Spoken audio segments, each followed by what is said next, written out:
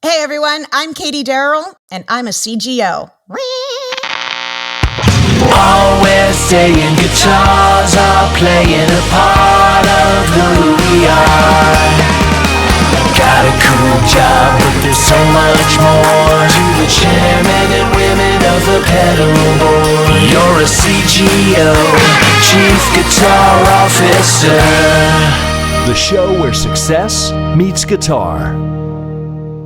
Welcome to Chief Guitar Officer. I'm Scott Hite. And I'm Judd Silver. Scott, I think it's safe to say that it's never been easier to get content produced and distributed everywhere. Absolutely. I mean, it's easier, but it's really hard to make great content. It always came down to like great ideas, great acting, great capturing of that, and then distribution. There was a lot that had to happen. And what made it great is that all those elements worked smoothly. That's right. That's right. Our guest today is a great example of somebody who knows how to do all of this, that has the skill set, the talent, the ability to deliver miraculously well. She was able to cold call Mark Cuban in the early days of his new TV network called HDNet at the time, which is now AXS TV. And she came up with show ideas, being an executive producer, a show creator, a showrunner, even be featured as the on-air talent on the other side of the camera to deliver that content to the audience. Scott, tell us who our guest is today. We're excited to welcome Katie Daryl. And guess what? She's a CGO.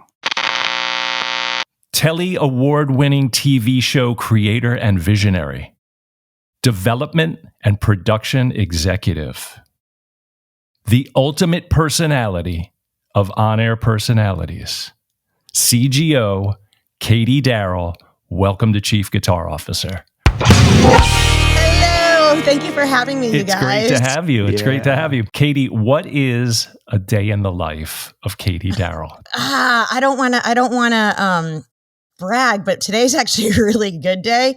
Got my kid off to school, sat down, did a bulk of aggressive emails. I'm a loud typer. My husband truly is always like, "Are you mad at the computer?" I'm like, "No, it's a great day," to pound those keyboards. I'm getting to chat with you guys. I have a golf lesson this morning, you guys. All right, rock and roll. A little hooky. So I'm going to do a golf lesson and then back to the computer. I feel like that kind of counts as lunch, right? Because then I usually eat at my desk. So that's today. That's a good day. So Katie, tell us a little about what you're working on now. Life. I'm running up that hill. Isn't that it? I'm running up that hill. I'm looking for new awesomeness. I'm always looking for new awesomeness. That's the thing is, 22 years ago, I think it was, I started working for Mark Cuban. Yes. When he was starting HDNet back in the day. And people didn't even know what high definition was. And I was having to explain to people, not only are we, do I want to interview your band and, film 3 of their songs and put it on TV, but it's special TV. It's high definition. Right. So I've always been a bit of an innovator. Not that I invented high definition, but that I've always been ready to pitch something new and interesting, and trying to get my talons into something that's fresh. And that was working with Mark Cuban back in the day. And so I've been lucky enough to, kick it with him for those 22 years. And now I'm just looking to what's the next thing? And I got to tell you, it's still going to be in the music world. Cool. You got to go with your passion. Yeah. I mean, listen, I believe that you can, teach an old dog new tricks and, I can industry pivot. I'm a great manager and all that sort of stuff. But I also think it's, easy to go down the lane that you know and understand. And I know this music world really well. Mm-hmm. So going back to the Mark Cuban days, before that, was it always broadcasting for you? Was it music and broadcasting? I know there was a stint TMZ and just the whole kind of the career highlights of where you really positioned yourself and how that all came about. Yeah, oddly, I found myself doing radio while I was in high school. And it wasn't like a high school radio station. It was a legit, back in the day, they were forming kids radio, which was then turned into Disney radio at the time. And I got hired in Phoenix to be a kid DJ at the age of 15. Nice. So I started, working in radio. Obviously, that brings in the passion for music. And since I was 15, I think when I turned about 16 or 17, the program director also managed an adjacent station that did 60s 60s, 70s, and today, like Mix FM. And they said, do you want to, come over and board op, And so I started picking up board op shifts. Then I went off to college and I went to Arizona State University, you guys, which go Sun Devils. My big sisters were Wildcats, so they went to U of A, and I always thought that I would go to Tucson and be a Wildcat. But it turns out ASU has the Walter Cronkite School of Broadcasting. And I knew I loved radio. I didn't ever think I could do TV. And this isn't, I'm not baiting for a response or anything, but I didn't think that I was pretty enough, which is like such a stupid thing, because you're like the talent of being a news reporter has nothing to do with that. But I don't know, for some reason, I just grew up always thinking like all these people on TV are so pretty and like, I'll never get that job. I'll stick with radio. Well, I pivoted, you guys, I went to television. I went and I worked for MTV, during their, choose or lose, campaign of 2000. That was kind of like when they did the Rock the Vote stuff, and, got to do a little bit of political plus music, which was really fun. Did a jump back into radio, not even music. I was doing shock jock radio in Dallas. And as all shock jock radio, people know, you get fired eventually. Right. And our team did get let go. And I kind of found myself in Dallas going, well, what am I going to do? This is a long way from home, Arizona. And I bumped into someone at the grocery store and they're like, did you hear that Mark Cuban's starting a basketball TV show? I heard they already hired someone, but you would have been great at that. Thanks, jerk. So I cold called, found out who the EP was, left a message. He called me back. I got the job, got to sit next to Mark Cuban, do a basketball show for 2 years. And during that time, I pitched him the idea of me coming and working at HDNet and doing a rock and roll music show, and got to hang out at his company for 22 years. It eventually changed names to AXS TV, and that's what all of you watching probably know it as. It's great. And the evolution of the shows, it's so great. And I love your place in it. I really find you to be a very big part of it. What was fun is like, listen, I was always like, I created the shows. I was EP showrunner and created those shows. Everything from True Music to the world's greatest tribute bands to the top 10 revealed, the very, very best of the 70s, 80s, Spin 100 greatest. But so many people see me as the face of many of those shows and the voice that they forget that I'm the executive behind them and the brains. Right. So I feel like it's this cool, like, superhero type thing. She can talk on camera, folks, but she's also kind of smart. Well, let's be honest. Talent is a real bitch to work with. So if I can hire myself instead of someone else and not deal with their drama, I already know what's going on in this wacko doodle head. So through all these experiences, I know you've met lots of incredible talent. You've interviewed them. I am certain you had a chance to do some things to give back. One of my favorite and most recent things that I've been doing is working with the She Rocks community. Many of you are probably very familiar with the She Rocks Awards. They always take place annually right around NAMM, that time of the year. And I've really, really loved working with their team. I mean, Bonnie over there is just so great, so passionate, so knowledgeable, business savvy. And I've been, very lucky that, those ladies have welcomed me into their community. And thanks to having a little microphone and a setup at home with a nice light and everything, every once in a while they let me, do some of their Zoom interviews and highlight some of the artists that are going to be awarded and honored each year. So I really love working with that community. Plus, I get to then talk and interview some really cool rock stars. I think the other year I got to do like Dionne Warwick, and you're like, sure, I'll interview Dionne Warwick as a volunteer, like pro bono thing. Don't mind if I do. Legend. Yeah, that's fantastic. So going back before even the Mark Cuban days. I was in the womb. I mean, geez, I worked for the guy for 22 years. What could have come besides first grade? What would possibly We're trying happen? to get like in that little sliver of time when music became really important to you. Oh, okay, that's a great question. So that kind of goes back to obviously childhood and my parents, popping on records and 8 tracks. We did have this really groovy van growing up, you guys. It kind of looked like the Scooby Doo mobile, minus the psychedelic painting. It was purple, but glitter purple. Wow. And in the back where it has those two like bubble windows in the way back. The black tinted windows, yeah. They were not round. They were star-shaped, you guys. Like, oh, wow. Where's that from? And that wasn't like a custom thing. Like it was off the lot. So they were selling vans back in the day with star-shaped windows. Okay. And I just remember being in the car on family road trips and shenanigans like that. And the 8-track player. Yes. Oddly, it wasn't always guitar stuff though. There was a lot of like Donna Summers, but I think that's like, Okay. I think it's probably maybe just jammed in the deck at that point because the Shag, the Shag would not release the disco. It went with the vibe. Yeah. But I did at that point start listening to music. You know what I mean? Like it wasn't just background. And I was like, oh, I like this song. And I started to understand like having favorite songs. And then as I transitioned into working at a radio station, getting to hear I think had they asked me to be a board op at a top 40 station, I could have gone down a really gnarly other path, you guys. But it was a classic rock station. Yeah. So all of a sudden I was like, what is Steppenwolf and what do they mean by a magic carpet ride? And it just opened my eyes to all this rad music. I was raised listening to the Beatles, Simon and Garfunkel, and the Rolling Stones. So I think, when those tunes would come on and I would play it, I'd be like, oh, I know this stuff. I like it.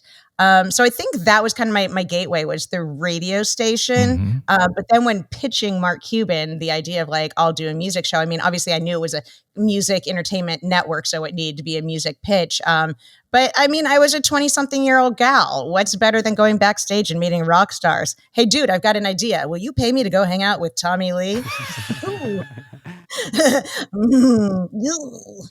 That's great. I did not know the video had not been released yet. Exactly. So as far as like meeting all these different guitar players, I'm surrounded by guitars on the floor right now. Maybe you get artists, you get some guitars from them, some they play, maybe they sign. So this is the first guitar that I started to have people sign. And so this, like you said, when people would come in and be interviewed for the top 10 revealed, I was greedy and I was like, hey, can you sign my guitar? They're like, is this for a giveaway? I'm like, nope, it's just for my house. That's a lot of signatures. And I've got 2 over here and 1 in the bedroom. So I've got 4 that are just, and there are some repeat signatures. You'll see like Wes Scantlin like signs everything. And I'm like, hey dude, he's like, I travel with a Sharpie and I'll just sign anything. So on this one, a couple of signatures that I really adore. John 5, little J5. Oh, cool. This is before J5 was invited to be in Motley Crue. This was before J5 was writing songs for The Dirt. Obviously, he's always talked about his friendship with Nikki Sixx and the guys of Motley Crue. But this J5 is when the rest of us were believing in J5, right? John 5, not everyone always knew him. He's extraordinary. He now has his own Fender signature guitar, right, the which is the Telecaster, Ghost. yeah. Oh, it's so pretty. It's so pretty. I love his stage persona. I love that he has 2 different vibes, stage John 5. And then when John 5 comes in to do an interview and you just meet him, he's so kind. He's just a really kind soul. Cool. Super intelligent guy. Yeah, great songwriter. He's worked with David Lee Roth. And his whole history with Marilyn Manson and Rob Zombie. And a great player. He seems a bit like, he's just not stuck in his own head, at least. It seems like he's very cool. So I remember the first time he came in for an interview, though, you guys, he was wearing a t-shirt that literally, instead of like, I heart New York, it said, I heart nipples. He's like, is this shirt going to be okay? And I was like, a couple other ones on this one. This is a great one right here. Not a guitar player, but Allee Willis, cool. Infamous songwriter. Yeah, of course. She wrote, September with Earth, Wind and Fire. The Friends theme song. The Friends theme song, Neutron Dance. I'm just sitting here doing the Neutron Dance. Yep. So this is a great guitar and love it, but it got full. So I had to move on. So the next one I think I moved on to was this one. This is actually the Fender H.E.R signature guitar, which nice. I guess it's probably terrible that I had a bunch of other people besides her sign it. But the first person I actually had sign this was LP. I love her music. I love her voice. Great. I love the vibrato in her voice. Yeah. I love her whistling. It's amazing. This one also has fun things like Tracii Guns. Let's see. I think Alice Cooper is on this one somewhere. Gina Shock of the Go-Go's is down here. Nice. So cool. I think the good thing is that if somebody's ever trying to authenticate signatures, the pawn shops might call you and say, bust out those guitars. We want to see the 2 versions of... I've literally had to do that myself, though, because since there have been some duplicate signatures, and just recently I was smart enough to start keeping track of who was who, but I've had to reference. I'm like, yeah, I'm pretty sure that's Sebastian Bach. Yeah, no, it's Sebastian Bach. There's two Sebastian Bachs, guys. This is guitar number 4. Guitar number 3 is in my bedroom, but this is the latest one. A lot of our guests that were on the show Spin 100 Greatest Rock Stars, Telly Award winning, thank you very much. I had signed this one. Okay. And this one has, Steve Vai is on it. I really liked talking to Steve. Obviously, he's super talented, has played with everyone. But when I was interviewing him, I was talking to him specifically about Frank Zappa. Because he was on the list of the 100 greatest rock stars. And obviously that's kind of where, as Steve would say, like really got his start. He was working with Zappa. And so he had a lot of intimate stories to share. And I love talking to rock stars and hearing their stories about themselves and peeling that onion. But hearing them talk about other artists and idols is really fascinating as well, because it's a totally different take, all connected by the guitar. And then, another great guitarist down here, Bumblefoot, Ron Bumblefoot Hall. Awesome player. That poor guy, when he was coming to our studios, there was some big storms back east. So I think he was supposed to show up for a 9 a.m. interview. His flight was delayed. He's like, I could be there by 5 p.m., which is like a producer's worst nightmare. I'm like, we were supposed to wrap at 5 p.m., but okay. He finally gets there, does his interview. He's great, but then goes back to the airport, has to grab a connecting flight, and the storms are still going on because this is all within like 12 hours. And I believe he ended up having to sleep in an airport for like a day and a half because he came to our shoot. But he was awesome. Oh, man. So it seems you are not defined by any one genre, Katie. These are like across every type of artist, every genre. It's rock, it's pop, it's everything mixed in together. It is. I mean, listen, I appreciate music. I appreciate good music. I appreciate the history of music. So even if it's a song or a person that I'm like, this isn't my jam, if they helped create the fabric and the story of things that we're currently listening to or appreciating, I love them being in the conversation. Yeah. Beautiful. I think those players even existing and the inspiration of the guitar really became part of the driving force of so much of your career so far. We know there's a lot more to come, but it's really been a big part. So thanks for sharing that. Those are awesome. Yeah. Yeah. Where do people find you that want to get in contact? My front porch, the bar. I'm really easy to contact. I look at Instagram all day long. Okay. So, and that's just my name, Katie Daryl. LinkedIn, I'm there and pretty active. And so my Instagram, my Facebook, all that is all under my name, Katie Daryl. Okay. I will say I'm not as good at the messages on Facebook, though. Okay. It's just not as user friendly. So, and I love to chit chat, and you'll see especially on Instagram, I like to sometimes pose some rock and roll questions, and that helps Great. Get the dialogue going. That's great. Well, thank you so much for being on the show. It was great to have you. Thank you for having me. And truly, if there's anyone out there, hey, listen, and record labels, managers, if you need someone to interview your band so we can put together some good social content, I'm your girl. That's our show. Thanks for watching. And remember to like and subscribe to our channel. Check us out on all the socials at Chief Guitar Officer. And we want you on the show. Go to chiefguitarofficer.com, look for the section called You're a CGO, send us your video, and be featured on a future episode. Just like this. I'm Andy Brown, Operations Manager at T-Lap Media from Atlanta, Georgia. And this is my 1972 Fender Telecaster. And I'm a CGO.